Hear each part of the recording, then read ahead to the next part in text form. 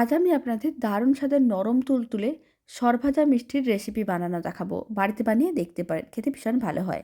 নমস্কার, আমি রুমি। আপনাদের সবাইকে আবারও একটা দারুণ স্বাদের রেসিপিতে স্বাগত। প্রথমে একটা বড় সাইজের পাত্র নিতে হবে। তার মধ্যে হাফ কাপ দুধের সর, হাফ কাপ গুঁড়ো দুধ আর দিয়ে দিলাম ময়দা। খুব ভালো করে মিশিয়ে নিতে হবে। এরকম একটা নরম ডো রেডি করে নিতে হবে। আর দিয়ে দিলাম বেকিং পাউডার, বেকিং সোডা আর দিয়েছি ঘি। খুব ভালো করে মিশিয়ে মিশ্রণটাকে এক সাইডে রেখে দিচ্ছি প্রায় 10 মিনিটের মতন। 10 মিনিট পরে মিশ্রণের চিটচিটে ভাবটা কমে যাবে। তখন এইভাবে মিষ্টিগুলো রেডি করে নিতে হবে। আর মিষ্টিগুলোকে গরম তেলের মধ্যে দিয়ে দিতে হবে। উল্টে পাল্টে লাল লাল করে ভেজে নিতে হবে। সমস্ত মিষ্টিগুলোকে ভেজে তুলে রেখে দিলাম। এবার আমি একটা কড়াইয়ের মধ্যে 150 গ্রাম চিনি, হাফ কাপ জল দিয়ে দিলাম। যখন চিনি শিরাটা রেডি হয়ে যাবে তখন মিষ্টিগুলো দিয়ে দিতে হবে। আর উল্টে পাল্টে নিতে হবে। 30 মিনিট রেখে দিচ্ছি। 30 মিনিট পরে মিষ্টিগুলো ভালো করে চিনি শিরাটা শোক করে নরম তুলতুলে হয়ে যাবে।